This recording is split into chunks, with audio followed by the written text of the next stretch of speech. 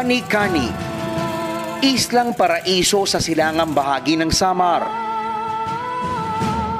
Pero sa kabila ng alindog ng lugar, talamak ang kahirapan ng mga naninirahan rito. Wala na kaming ibang makikitang hanap buhay na iba. Gusto namin magkatrabaho para ang anak namin makapatapos ng pag-aral. Pangangailangan namin dito na magkaroon kami ng trabaho para mabuhay namin yung pamilya.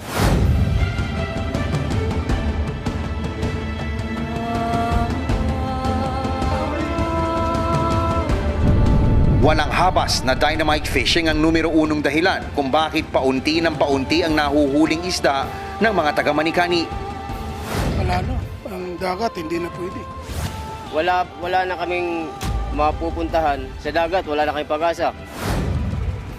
Hindi rin malabanan ng mga maliliit na mangingisda ng isla ang pagdayo sa kanilang lugar ng mga higanting commercial fishing vessel na tone-toneladang isda ang naaagaw mula sa debangkang lambat ng Manikanians. Dahil isolated, walang investors ang nangangahas na pumasok sa isla dahil sa maliit na populasyon bukod sa mahihirap ang mga tao rito.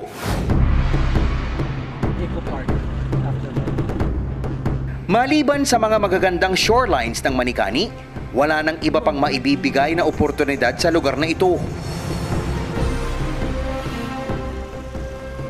At sa kadahilan ng unang sinasalanta ng malalakas na bagyo ang lugar, walang mamumuhunan ang gustong maglagak ng pera sa isla. Kaya't karamihan ng mga taga Manikani sumusugal ng buhay sa Maynila at iba pang lugar. Tulad ni Ginoong Federico Badilla na tumanggap ng iba't ibang trabaho sa Manila hanggang sa pinalad na makapagtatag ng kanyang sariling printing press. Malaking bagay talaga na nabigyan ng trabaho. Pero isa rin si Ginoong Badilla sa mga naniniwalang lubhang peligroso ang buhay sa labas ng isla para sa mga Manikanians. Sa Maynila nga, kumbaga congested na doon, gawa na sa agawan na ng trabaho. Dito sana ang pinakamaganda na magkaroon talaga ng sariling pangkabuhayan dito. Dito na mismo yung pamilya nila, dito pa pinagkakakitaan. Malaking bagay, malaking tulong. Isa lamang si Tracy, hindi niya tunay na pangalan, sa mga naligawang landas matapos na sumubok ng mas magandang buhay sa Maynila. Sa pangakong makakapagtrabaho sa isang mall, nauwi sa pagbebenta ng laman si Tracy. Dito ay hindi niya naitago ang bigat ng suliraning kinaharap habang napupwersang ibenta ang kanyang katawan. Sabi nila, sa mall daw ako magtatrabaho, pero sa iba pala. Nagsisisi po ako, umalis pa ako ng Manikani.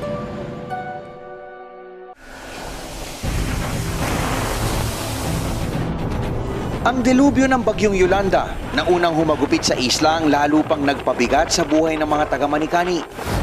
Nakalbo ang kanilang kagubatan. Wala na ring maaasahan sa mga taniman dahil sa high nickel mineral content ng kanilang lupain roon. Sa loob ng ilang taon, nakinabang sa nickel mining facility sa mga taga Manikani. Pero matapos na ipatigil ang operasyon nito, muling nauwi sa pagtambay at pag-asa sa kakarampot na kikitain sa pangingisda ang mga taga rito. Napakasakit sa amin po, kaming taga rito ng Manikani. Gustong gusto po namin yon. Matuloy itong trabaho namin dahil ito ang pag-asa namin. Alam naman ninyo na nagayaan kami ng bagyong Yolanda, lalong mawawalang hanap buhay pagka hindi matuloy ang mining. Mawawalan kami although we have the manpower. Kaya yun ang i-iron out na. Sa ngayon ay nabili na ng Nickel Asia ang kontrol sa non-operating mining facility sa Manikani. Bagamat wala pang kasiguruhan sa operasyon rito, inayos na ng Hinatuan Mining Corporation ang mga pasilidad bilang pangako sa mga mamamayan nito. Lahat nagawa natin sa tamang panahon. That's why we have to continue planning. That's also an excuse for us to come back here on a regular basis kasi we also want to monitor what's happening. Maayos na rin nakalatag ang siltation facilities upang maiwasan ang pag-anod ng mga lupang may nickel sa dagat. Nakaplano na rin ang masistemang programang pagmimina sa lugar, pati na ang reforestation ng isla matapos ang operasyon. Baka wala kasing dito nakapunta doon sa aming minahan sa Rio Tuba sa Palawan. Kung makikita nyo yung Rio Tuba sa Palawan, malalaman nyo lahat ng sinasabi ng mga anti-mining na walang responsableng minahan ay kasinungalingan. Sa nakalipas na 3 taon, puno na ng pag-asa ang mga taga-Manikani na ang karamihan sa kanila ay tumatanggap na ng buwanang sweldo mula sa Hinatuan Mining bilang taga-maintain ng pasilidades. Sa kasalukuyan, nananatiling peligro para sa mga residente ng Manikani ang 1.1 million metric tons ng nickel ore stockpile na noon pang 1991 hinihintay na maialis sa isla.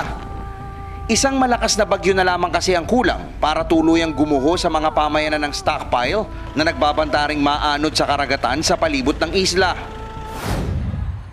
Taong 2003, unang lumabas sa pagsusuri ng Department of Environment and Natural Resources o DENR ang pangangailangang i-load na palabas ng isla ang stockpile dahil sa peligrong dala nito. Pero nananatiling nakaimbak ang nasabing nickel ore stockpile. July 1, 2014, nang lumabas ang isang resolusyon na nag-aatas na ilabas na ng Manikani ang stockpile, ngunit hindi pa rin natutuloy. Hinihiling ko ang tulong ninyo dahil ang magagawa namin para ma-release ang permit. As of now, pinapasa-pasa kami. Hindi ko alam kung anong mga rason kung bakit nagpapasapasahan sila. Sa ulat na inilabas ni veteran journalist Ellen Tordesillas sa kanyang kolum sa Malaya, malinaw na si DENR Secretary Ramon Paje Umano ang pumipigil sa Mines and Geosciences Bureau o MGB na isyuhan ng permit ang loading. Bagay na pinatotohanan naman ni MGB Director Alilo Ensomo Jr. sa nasabi ring panayam. Dahil dito, tuloy ang kaba sa dibdib ng mga residente na naligtas sa peligro ng nakatenggang stockpile noong Yolanda dahil milagrong mata lamang ng bagyo ang dumaan sa kanilang lugar. Pag hindi na-load yan, pag nangyayari ang hindi namin naasahan na magkaroon ng malakas na bagyo o kaya malakas na buhos ng ulan at mag-erosion yan, sa amin ang yan. Maliban sa panganib sa buhay, may panibagong sakit rin ng ulo ang kalbaryong dala ng MGB na nakakuha ng kaalyado sa Archdiocese ng Borongan. Namimiligro kasing magsara na ng operasyon sa Manikani ang Hinatuan Mining na mayroong mahigit 200 empleyado mula sa isla. Dapat isipin nyo ito, no matter how difficult it is, pansamantala ito. Okay? Ipasok nyo sa utak nyo, pansamantala ito kasi hindi tapos ang laban natin. Kung matutuloy, mawawalan ng trabaho ang ilang mamamayan na karamihan ay bahagi ng auxiliary personnel ng non-operating mining facility. Galit ang namumutawi sa mukha ng mga taga-Manikani na mismong maaapektuhan sa pagkait ng magandang buhay na sa kanila'y naghihintay. Given na yan na hindi kami makakaangat hanggat walang tumutulong. Incidentally, isa lang tumutulong sa amin, yung Hinatuan Mining Corporation. Desperado at walang linaw na kinabukasan, nagbanta na ng kaguluhan ng ilang mga taga-isla kung saan ay kanila pang tinakot ang mga tutol sa operasyon ng pagmimina na karamihan ay hindi taga sa kanilang lugar. Kayong mga hindi mga taga-Manikani, huwag kayong tumutol dahil hindi naman kayong huwag kayong makialam sa amin. Hindi nyo naman alam ang mangyayari. Bigyan kami ng tulong ng company kung ano ang dapat nila itulong sa amin at kung ano ang aming gagawin po namin dito sa Manikani para matuloy lang itong loading na ginagawa ng company. May ilan pa nga na tulad ng mamang ito ang nagsabing babalik sila sa dynamite at cyanide fishing na lalong makakasira sa natural wonders ng Leyte Gulf. Kung walang trabaho, mahirapan ng mga tao rito. Yung dynamite fishing talamak talaga? Oo. Mayroon dito. Di ba resort sa gulangan? Anong gulangan sa lao? Magbabadil, magsasaynay, yung magdidinamita na. Mali talaga yung... Kasunod dito, tila naglalaho na rin parang bula ang 2 million peso a month budget ng Hinatuan Mining sa pasweldo at social welfare and infrastructure programs ng Manikani. Malabo na ring matuloy ang plano ng mga residente dito na gamitin ang 200 million peso 10-year revenue sa paghubog sa kanilang lugar bilang tourist destination island matapos ang 10 taong operasyon ng minahan at reforestation sa lugar. Kilala kasi ang Nickel Asia sa kanilang responsabling pagmimina at inisyatibong taniman muli ng gubat ang kanilang mined out area. Naisaayos natin yung mga pagtanaw natin sa mga issues. Ako'y sumasaludo sa pagkakaisa niyo.